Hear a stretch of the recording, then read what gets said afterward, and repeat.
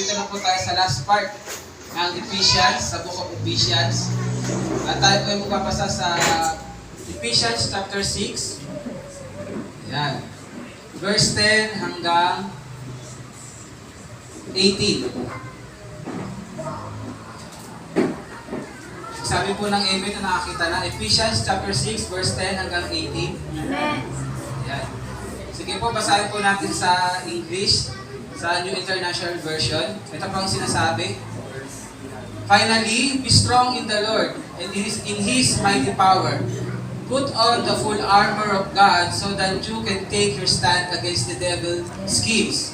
For our struggle is not against flesh and blood, but against the rulers, against the authorities, against the powers of this dark world, and against the spiritual forces evil in the heavenly realms. Therefore, put on the full armor of God, so that when the day of evil comes, you may be able to stand your ground, and after you have done everything to stand, stand firm then, with the belt of truth buckled around your waist, with the breastplate of righteousness in place, and with your feet fitted with the readiness that comes from the gospel of peace. In addition to all, take up the shield of faith, which you can extinguish all the flaming arrows of the evil one. Take the helmet of salvation and the sword of the Spirit, which is the Word of God, and pray in the Spirit on all occasions with all kinds of prayers and requests. With this in mind, be alert and always keep on praying for all the saints. Tayo po'y manalangin. Ama namin Diyos, salamat po sa araw na ito. Salamat sa iyong banal na presensya na alam po namin kasama namin sa oras na ito. Banal na Espiritu Santo, kumilos ka po sa iyong dakilang kaparaanan. Kumilos ka po sa puso, sa buhay ng bawat isa sa amin. At Lord, palakasin mo kami ng iyong salita. Turuan mo kami, Panginoon, sa araw na ito, kung paano namin, Lord, haharapin ang spiritual battle, Lord God, na aming nararanasan sa bawat araw. Lord, maraming beses, sa maraming, Lord God, na direksyon kami inaatake ng kalaban. And Lord, kailangan namin maging handa. Kaya sa araw na ito, Lord God, buksan mo ang aming karunungan, Panginoon, ang aming kaunawaan, na aming, Lord God, lubos na maunawaan ng iyong salita. Ano mang ginagawa ng kalaban para kami pigilan, para kami i-distract sa pangalan ni Jesus na aming minawas at minawasi sa oras na ito. Lord, alam po namin wala kang ibang plano kundi, Lord God, i-equip mo ang iyong mga anak. Kaya dalangin ko po, pagpalain mo ang bawat isa ng iyong salita. Pagpalain niyo po ang iyong lingkod na maghahalap ng iyong salita sa umagang ito. At ikaw ang siyang matanghal at makapurihan sa aming mga buhay sa gawain ito. Sa iyo ang papurit panangal at pasasalamat. Ito ang dalangin sa pangalan ni Jesus. Amen at amen. Palakpakan muna natin ang Lord. Hallelujah. Sige po, makakot muna. Ayan. Actually, meron po talaga ako dapat gagawin na itong ipipreach ko ngayon, marami ako nasa isip na gagawin. Sa tawag doon sa PowerPoint. Sa presentation. Kaso nga lang po, sumabay mong kilikili ko. Ayan. Kaya hirap ako makapag-type. Actually, nung last shift ko nung Friday, hindi na ako nakapagtrabaho. Kasi talagang masakit na siya. Kaya nagpaalam na ako doon na siyempre yung trabaho ko puro typing. Diba? Sabi ko, pagtapos ko kasi ang sakit na talaga. So nung Friday hindi na ako nag-work, nagpahinga lang ako. Then sumakit na siya ng tuluyan hanggang kahapon. Kaya po talagang pagpaumanin ninyo, hindi ko tawag doon. Nakagawa ko talagang yung usual lang na paggawa ko ng presentation. Pero gusto ko lang po kayo bigyan ng isang example. Ayan. Nakakita na po ba kayo ng tinatawag na isang sundalo? Amen. Sino na nakita ng sundalo dito? Amen. Ano po ba ang kailangan ng sundalo para siya ay makipaglaban sa isang gera? Baril. Baril. Ano pa? Helmet. Ano ba? Helmet. Yung helmet na pang sundalo, hindi yung pang motor ha? Ano pa? Granada. Granada. Ano pa po? Pwede ba naka-chinelas doon? Hindi. Hindi. Ano dapat naka-combat? Combat shoes. Ano pa? Yung mga, ano natin doon, mga MS3 natin. Ano pa? Yung, ano ba yun? MX3 na yung tawag doon, yung backers. Diba? Kailangan din pa. Kasi ang gamit talaga ng backers, sabitan yan ng mga gamit. Sabitan ng mga, ano ba, yung bala, yung ano. Ayan. So, sabi nga po, kung isipin natin, isipin nyo na lang, isang sundalo, ipapadala siya dun sa Iraq. Sa Iraq na lang, ano? Kasi sabi, lagi may gera dun. Tapos ang ibibigay lang sa kanya, batuta. Tatagal po kaya sa gera? Buhay kaya siya o patay agad? Buhay. Yung Pag batuta. frontline pa, ano? Buhay. So, mahirap po talaga sa isang, tawag doon sa isang tawag doon sa isang sundalo na susukong sa isang gera na hindi siya kumpleto ng gamit. Amen po ba? Sabi nga kanina, may baril. Paano kung walang bala? Parang ang kawawang cowboy. May baril, walang bala. May pulsa, wala naman. Sinong wala nun? Pera. Ayan. So, sabi nga po, napakahirap po talaga na sumuong sa isang gera na hindi tayo kompleto ng panglaban. Amen? At alam niyo po ba, no, lagi naman siguro sa ating gawain, sa ating kabulungan, napag-uusapan naman lagi dito sa tuwing may nagpapatotoo na lagi merong battle. Amen po ba? Na lagi merong, pag sinabing may battle, merong bida, merong kontrabida. Saan po pa tayo doon? Sa ilaw, may mga kontrabida. Wala naman nangaaway dito, ano? Pero ang katotohanan po, bilang mga anak ng Diyos, amen? Sino anak ng Lord? Amen. Yeah, praise God. Sa biyaya ng Lord, ano? Meron po tayong kalaban na lagi tayong pinupunteriya. Amen. Lagi tayong sinusugod bawat araw. Sa katotohanan po, wala po siyang tigil sa pag-atake, lalo na doon sa mga nagpupursige. Ulitin ko po, ang kalaban, mas lalo siya nang igigil at inaatake niya yung mga nagpupursige. Amen? Kaya wag na po tayo manibago sa mga talaga nagpupursige. Halimbawa, ganito na lang, nagpupursige ka na, gusto ko maging consistent sa pagdi-devotion. Inaatake ka ng kalaban, una, gabi pa lang, inaatake ka na sa pag-Facebook mo. O sa paghawak mo na lang sa social media, inaatake ka na parang hanggang mapuyat ka. Hindi mo namamalayan eh. Hindi mo namamalayan kasi parang nalilibang ka. Kaya ngayon, yung oras na pagdi-devotion mo, anong nangyayari sa'yo? Antok ka. Nagigising ka kaso lang antok ka, out of focus ka. Kung ikaw naman ngayon ay parang nagpupursige ka rin sa gawain ng Lord, gusto ko linggo-linggo. Nandito ako hanggang maaari, walang absent. No, marami rin gagawin ng kalaban para talagang atakihin ka. Alam ko, nararanasan ng bawat isa yan. Lalo na sa mga may anak, kung kailan magliligo, doon nagkakasakit yung mga anak. Doon nagliligalig yung mga asawa. Yung mga anak. Ayan, ano? Amen? So, maraming mga circumstances na malalaman mo kung kailan nagpupursige ka, doon ka parang lalong inaatake. At ang pag-atake sa'yo, hindi mo namamalayan, inaatake ka na pala. Ayun ang katotohanan. Amen po ba? So ngayong umaga, sa sulat ni Apostle Pablo, sa mga taga-Ephesians, sa mga taga-Epeso, napakaganda. Kasi pinatunayan niya rito na ang mga mananampalataya ay kayang magtagumpay sa atake ng kalaban. Amen. Ulitin ko, pinatunayan niya rito na ang bawat mananampalataya ni Kristo ay kaya magtagumpay laban sa kalaban. Amen. Sabi nga po, no, ang ating Panginoong Jesucristo, nagtagumpay na siya. Amen? Amen. But it doesn't mean na ikaw, kung wala kang gagawin, magtatagumpay ka pa rin. Amen? Kaya naman ngayon, si Apostle Pablo, nagbigay siya. Now, alam ko itong binigay niya ay nagmula rito sa Panginoon. Nagbigay siya ng mga instruction kung paano tayo magiging mananagumpay. Amen po ba? Kaya nga ang pamagat natin ngayong umaga, yan. Sige po, basahin natin sabay-sabay ng malakas ha. 1, 2, 3. Standing strong in your spiritual battle. Hindi ko po nilagay na battle lang. Nilagay ko spiritual battle. Meron pong dahilan kung bakit nilagay ko dyan na spiritual battle. Kasi ang kalaban natin, kakaiba. Amen po ba? Tingnan mo yung katabi mo nga, sa kaliwa, sa kanan, hindi yan ang kalaban mo. Sabi mo, kapatid mo yan. Ayan. Walang mga mag-asama magkatabi dito. Ito yung kalaban ko eh. Hindi. Hindi mo yan. Kampi mo yan. Amen?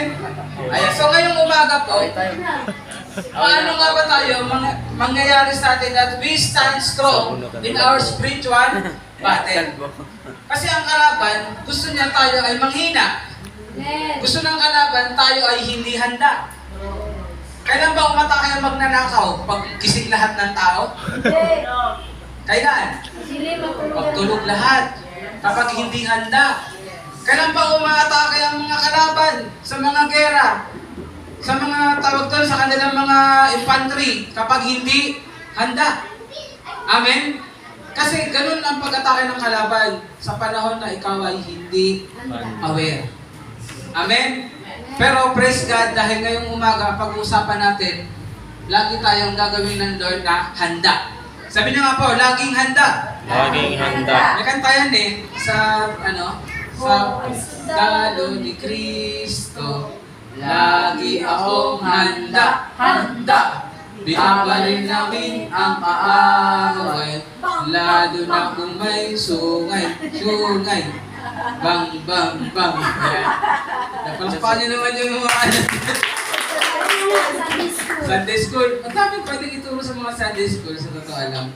Now, pero ibig sabihin, pinapaunawa sa atin ng awitin na yun, na mayroong kalaban na inaatake tayo. Kaya dapat tayo ay katulad ng isang sundalo na laging handa. Sabi nga na, hindi ko talaga nasama, pero sa panahon kasi nila, ang mga sundalo, alam niyo na yun sa mga medieval age. Amen. Yung sundalo na kala mo yung merong kabayo rito na suot, yung helmet, tapos may breastplate, tapos may shield. Amen. Tapos yung nila, yung sandalyas nila, tapos may sword. Na ayun yung pinaportray dito ni Apostle Pablo. Amen po ba? Pero ngayon syempre hindi na ubra yung ganun. Pag sway pa lang, binaril na yung patay. No? Pero kumbaga, ang pinapakita dito ngayon ay paano nga ba magiging handa ang isang Kristiyano. Amen, sa pag-atake ng kalaban. Ibig sabihin, how can we stand strong in our spiritual battle? Bakit ba kailangan stand strong? Kasi mahirap naman, na kumpleto ka nga, pero mahina ka naman. Doon. Amen. Yung isang ampas pang sa'yo, kumpleto ka nga, tumba ka naman. Ano mangyayari doon? Kumpleto ka nga ng gamit, di ba, talo ka pa rin. Amen po ba? Pag pinapanood ko yung mga anak ko naglalaro yun, mahilig sila yung code. Tapos nagkaano pa yun sila, palakasan sila ng baril ba yun? Ina-upgrade nila. Sabi ko, nak, para sa inyo, syempre para doon malakas. Ayan. Sabi ko, pag sila naglaro, dahil magaling sila, patay yung kalaban. Pero pag ako yung naglaro, ilang lakad ko pa lang, patay agad ako. Ibig sabihin, bakit kaya? Kasi sila praktisado. Kumbaga, sila yung kamay nila, may muscle na. Amen? Yung muscle memory nila. Pag nakikita ko yan sila, ang sarap pitikin yung mga kamay. Parang ayaw minto. Pero in-example ka lang ngayon. Pero pag ako kasi yun, hindi ko alam kung paano ginaganon ko. Nasaan ba yung baril ko? Nakatutok na sa taas. Kala mo, kalapate yung binabaril ko. No, pero pag sila, kasi may muscle na, sabihin, they are strong na. Amen po ba? So, mahirap din basta-basta lang isang soldier, kompleto ng gamit, pero mahina. Mapapatunayan yan ni John Lee at ni Christine. Amen? Siguro pag nag-jogging tayo dito, tago tayo sa dalawang to eh. Siguro baka naka-20 na silang laps. Ako, hanggang 19 lang ako. Then 19 seconds, tapos na.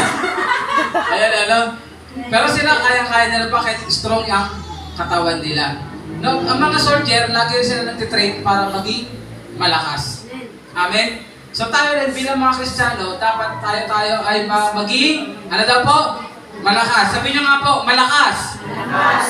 But then, sa salita ng Lord ngayon, unang puntos natin, hindi tayo malakas sa sarili nating lakas. Bilang mga Kristiyano, tandaan natin, we are not relying on our own strength. Yes. Sabay mo kakatabi mo, hindi ka mag-rely sa sarili mong lakas. Ayan. Kaya saan daw dapat tayo mag-rely? Sa puntos number 1 natin, ito, ways to stand strong. Una, know the source of strength. Bilang mga mananampalatayang, tawag doon kawal. Yan, kawal na mananampalataya. dapat alam natin kung saan dapat tayo kukuha ng lakas. Ang sabi dito, sa verse 10, basahin natin sabay-sabay. Finally, be strong in the Lord and in His mighty power. Anong ibig sabihin nito? Be strong in the Lord. At sa kanyang mighty power, ang tanong ko sa inyo, meron pa bang mas malakas kasa sa ating Diyos? Parang hindi, meron pa bang mas lalakas sa ating Diyos? Wala na po. Kaya nga po, dapat, sabi nyo, pinaghuhugutan. Ang dapat pinaghuhugutan natin ng lakas o pinagkukuwangan natin ng lakas. At ayon kay Apostol Pablo, dapat alam natin na ang paghuhugutan natin ng lakas ay mula sa ating Panginoon. Amen po ba? Malinaw po ba yun? Kasi kung sa sarili lang nating lakas, wala. Ang tawag nga po, feeble strength. Pag sinabing feeble strength, napakahina po nun. Napakahina nun. Hindi yun maikukumpara sa lakas ng Diyos. Hindi rin yun maikukumpara sa lakas ng kalaban sa atin. Alam niyo po kung bakit? Kung bakit hindi kailangan tayong managan sa sarili nating lakas?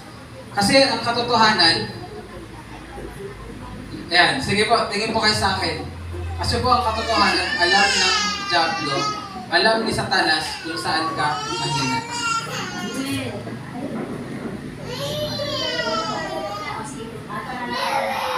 Ulitin ko po.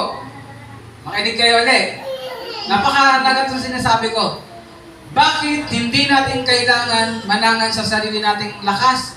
Kasi alam ng Diablo kung saan ka mahina. Yes. Napag-usapan namin yan ni Renzi. Habang papunta tayo sa sa ministers meeting. Sabi ko, ano bang kahinaan ng lalaki? Diretso na sinabi ko sa kanya, babae.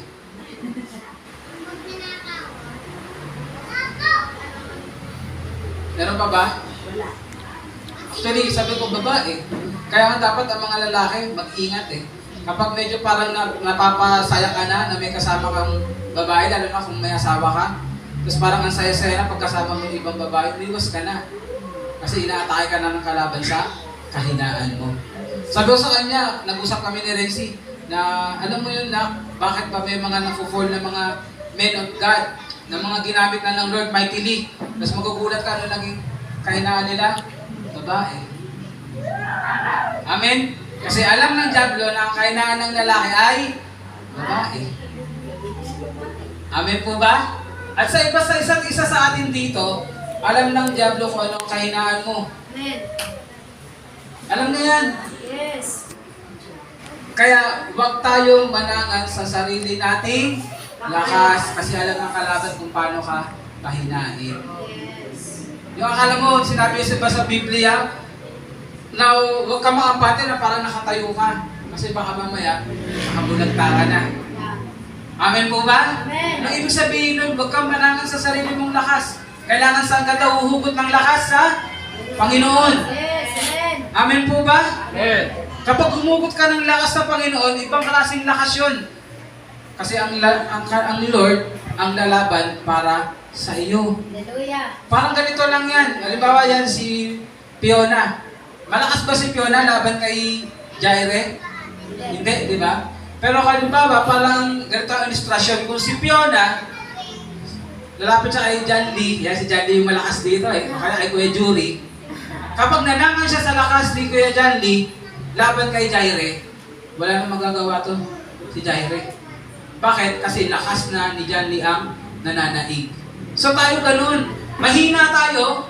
Si Satanas alam ko anong kahinaan natin, pero pag nanangan tayo sa lakas ng Panginoon, kaya nga laging sinasabi natin, di ba, the battle belongs to the Lord. Amen. Sabihin nyo nga, the battle belongs to the Lord. Battle belongs to the Lord. Kalakasan ng Panginoon ang mananaig.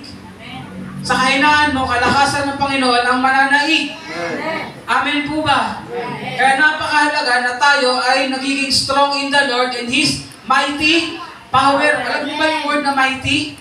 Sino dito yung nanonood dati ng Power Rangers?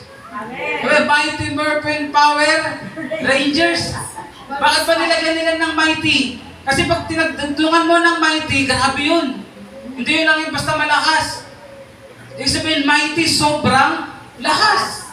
Kaya nga, mighty power. In God's mighty power. Sukatin mo yun, hindi mo kayang sukatin. Labanan mo yun, hindi mo kayang labanan. Ang kailangan mo lang magpasakop. Amen po ba? Naunawaan natin? Ganun yung sinasabi ni Apostol Pablo dito. Bilang mananampalataya, be strong in the Lord and His mighty power. Maliwanag po ba? Baka hindi pa. Parang naka 10 minutes na ako dun. Yan, point number 1 pa lang. Pero alam ko may naunawaan tayo. Iba po ang kalakasan ng ating Diyos. Kaya nga sabi, omnipotent God. As you declare it, dapat pinangahawakan mo yun. At hindi mo lang pinangahawakan, dapat ginagamit mo rin. Amen po ba? Huwag mo lang pa sasabihin, isa pamuhay mo. Lalo na sa panahon, alam ko nangyayari sa atin to, alam niyo po, sa buhay ni Pastor Ryan, sa buhay ko po, marami pong atake rin sa akin ng kalaban. No? Lalo na po kapag ako ay nag-iisa. Maraming atake ang kalaban. Kaya ako, ginawa ko, Lord, alam ko po malakas ka. Panginoon, papasa ilalim po ako sa iyong kapangyarihan sa oras na to, Lord. Alam mo kung anong utos sa akin ng Lord? Para maranasan mo ang lakas ko, umalis ka dyan sa kinilalagyan mo ngayon. Dahil alam ng kalaban, mahina ka dyan. Pag umalis ka dyan, ibig sabihin, lumilipat ka sa kapangyarihan ko. Makukuha natin? Amen po ba? Amen. So sa buhay natin, alam ko may pangungusap sa iyo ang kalaban, pero sigurado may pangungusap din sa iyo ang Panginoon. At sa oras na sinasabi ng Panginoon, lumipat ka sa kalakasan niya, huwag ka dyan sa weak spot mo, lumipat ka. Dahil kapag umalis ka dyan, mararanasan mo ang kalakasan ng Panginoon. Amen po ba? Kaya nga sa buhay ni David, bakit ba siya na-fall? Kasi nung time na siya ay nag-iisa, amen? Nasaan ba dapat siya? Nasaan dapat siya? Nasa battle. Dahil ang kapangyarihan ng Lord ando doon sa lugar ng gera. Wala doon sa lugar ng comfort zone. Amen? May paglabas niya, alam na natin ang istorya. Alam ng kalaban kung saan siya mahina. At nandoon siya sa lugar kung saan siya mahina. Amen po ba? So, sa buhay natin, huwag kang manatili dyan pag pinapaalis ka ng Lord. Kasi yung lugar mo na yan, mahina ka dyan. Lumipat ka kung nasaan ang kalakasan ng Panginoon. Amen. Palakpakan nga po natin ang Lord. So, ayun yung point number 1 natin. Know, ano na po? Know the source of strength. Mga kapatid, may pagkukuhaan pa tayo ng lakas? Yan bang lakas na yan ay basta-basta lang? Yan ang pinaka-malakas sa lahat. Ano daw po? Mighty power. Hallelujah. Sige po. Sa pangalawa naman po tayo.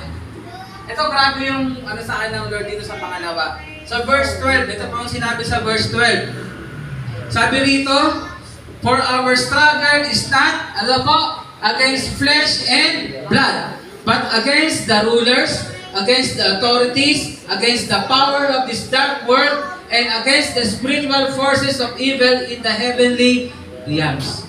Kapatid, ano yung point number 2 ko? Basahin ko natin sabay-sabay. 1, 2, 3. Know who your true enemy is. Alam niyo po, isa sa binigay sa akin ng Lord na wisdom sa bagay na yan. Kadalasan tayo mga Kristiyano, ang tingin natin sa kapwa natin, kaaway natin. Amen? Kaya pag nakita mo, gusto mo talaga durugin, tapusin. Pero mali pala. Pag tao pa lang inatake mo, hindi ka nananalo. Parehas kayong natatalo. At yung behind, yung totoong kalaban, yung nasa behind niya, siya yung nagwawagi. Kaya naman sa buhay ni Apostol Pablo, pinaalam niya ngayon sa mga taga-Epeso kung sino talaga ang tunay na kalaban. Sabi mo nga, kilala mo ba ang tunay mong kalaban? Sabi mo sa katabi mo. Kilala mo ba ang tunay na kalaban? Hindi yung kapatid mo. Sabi mo, hindi yung kapatid mo. Hindi yung kapatid mo. Hindi yung kapitbahay mo. Hindi yung kapitbahay. Hindi yung may utang sa'yo. Walang utang. Hindi yung nakasakit sa'yo. Hindi nakasakit sa'yo. Kundi si Satanas Kundi si Satanas. at ang kanyang mga demonyo. At ang kanyang mga demonyo. Bakit? Merong mga tao mapanakit. Kasi merong masamang espiritu ang kumikilos sa kanila. Bakit may mga ngayong LGBTQ? Kasi may masamang espiritu ang kumikilos sa kanila. Bakit may mga korap? Dahil may masasamang espiritu ang kumikilos sa kanila. Amen po ba? Pinapaalam sa atin ngayon, alam niyo po ba, pag pinag-usapan natin yung ranks, sabi niyo po ranks. Di ba? Anong pinakamataas sa lahat? Di ba? Yung chief of staff. Sino yon? Presidente. Sunod dyan, yun na yung mga, general, 5-star general, 4-star general. Basta, pag sa military o sa AFP, may mga ranking yan. Alam niyo po ba ito? Kung babasahin natin maigi, may ranking po yan. Magugulat po tayo pag pinag-aralan natin na merong demonyo na pang individual. Meron ding demonyo na pang pamilya. Parang grabing alcohol lang, ano? Merong, nakakatawa po pero totoo, merong demonyo na pang barangay. Merong demonyo na pang municipal. Merong demonyo na pang nasyonal. Meron, alam niyo po, kaya nga sinabi dyan, no? Against ano daw? Rulers. Pag sinabing rulers, may pinahahawakan. Authorities. Meron na itong inuutos. As ano to? Power of this dark world and spiritual forces. Ito matindi yung in heavenly realms. Kapatid, hindi po basta-basta ang kalaban natin. Kaya kung mananaman ka sa sarili mong lakas, wala kang laban. Ibang. At kung hindi mo rin kilala kung sino talaga ang tunay na kalaban, ang inaatake mo, mali. Amen po ba? Anong ibig sabihin ni Pastor Ryan ngayon? Kapatid, kailangan maging bukas ang isipan natin. Na kapag may tao na parang umaatake sa'yo, hindi siya ang kalaban mo. What is behind that person? Amen. And who is behind that person? Sino? Satan at kanyang mga demonyo. Naunawaan natin? Kaya nga diba, si Jesus, tingnan natin ang Panginoong Jesucristo. Nagagalit ba siya sa mga tao? Nagagalit ba siya? Kasi alam niya kung sino ang totoong kalaban. Kung galit siya sa tao, dapat di na siya inayaang mamatay ang sarili niya. Amen? Pero alam ni Jesus kung sino ang tunay na kalaban. Kaya kailangan niya mamatay sa krus ng Kalbaryo para matalo ang kalaban. Amen po ba? Amen. Kaya mga kapatid, dapat alam natin ngayon kung sino ang tunay na kalaban. Amen po. Mamaya pag-uusapan natin kung paano natin aatakihin ang kalaban. Gusto niyo ba yun? Baka kami paglapos dyan, ikaw! Hindi naman ganun. No? Pero binibigyan tayo ng talino na salita ng Lord sa araw na ito, sa oras na ito, na hindi tao ang kalaban natin. Ano daw po yan? For our struggle, ano daw po? Is not against flesh and blood. But ano daw? But against the rulers, against the authorities, against the power of this dark world, and against the spiritual forces of evil in the heavenly realms. Ito yung mabigat na word po dyan, no? Ano daw po? Dark world at evil. Matindi po yan. Wala pong magandang gagawin sa atin yan. Wala pong magandang gagawin sa pamilya natin yan. Wala pong magandang gagawin sa barangay natin yan. Wala pong magandang gagawin sa municipal natin yan. Sa probinsya natin yan at sa buong bansa natin yan. Kaya nga, praise God, sino yung nakikiisa sa pananalangin? Amen. Every Wednesday. Amen. Every last Friday of the month. Amen. Kasama po sa pinag-pray natin yan. Ang ating bansa. Amen? Kasi alam natin, ang kalaban natin ay yung mga hindi natin nakikita. Kaya huwag kayong nagkasabing tabi-tabi. Nasabihin ko sa inyo, huwag nyo silang igalang. Kasi kayo, hindi nila kayo ginagalang. Yes. Ang Diyos, hindi nila ginagalang. Huwag kang magkasabi na, yung bibigyan nyo pa sila ng pahalaga. No! Malinaw ba? Kalaban nyo sila. Yes. Kalaban nyo sila. Kalaban natin sila. Amen po ba? Amen. Huwag na huwag kayong gagawa ng way na parang wino-worship na sila. Huwag na huwag tayong gagawa ng way na parang ina-adore natin sila. Amen po? Malinaw po ba yun? Kaya kapag mayroon dito mga lalaki, yung hindi na makapigil, huwag mo na magsabi ng tabi-tabi po ha. Tabi-tabi po, iilang po. Sabi ko sa inyo, ang laki ng nawawala. Kasi matatanda, pag sinabi natin, walang mawawala. Actually, ang laki ng nawawala sa iyo. Yung pananampalataya mo sa Lord, nawawala. Yung pagkilala mo sa kapangyarihan ng Lord, nawawala. Amen po ba? I pray naging malinaw sa atin yan. So, ang kalaban ba natin, tao? Sino kalaban natin? Yung mga hindi nakikitang mga masasamang espiritu. Kaya ngayon, pag may nagtanong sa akin, totoo ba yung aswang? Totoo ba yung multo? Kasabi ko sa kanila, totoo yung masamang espiritu. At kaya nilang gawin na magkunwari. Kaya nga, di ba, nabanggit ko na rin nakaraan eh, kaya rin nila ikaw payamanin eh. Sa maling paraan. Amen po ba? Ayan. Malinaw po ba yun?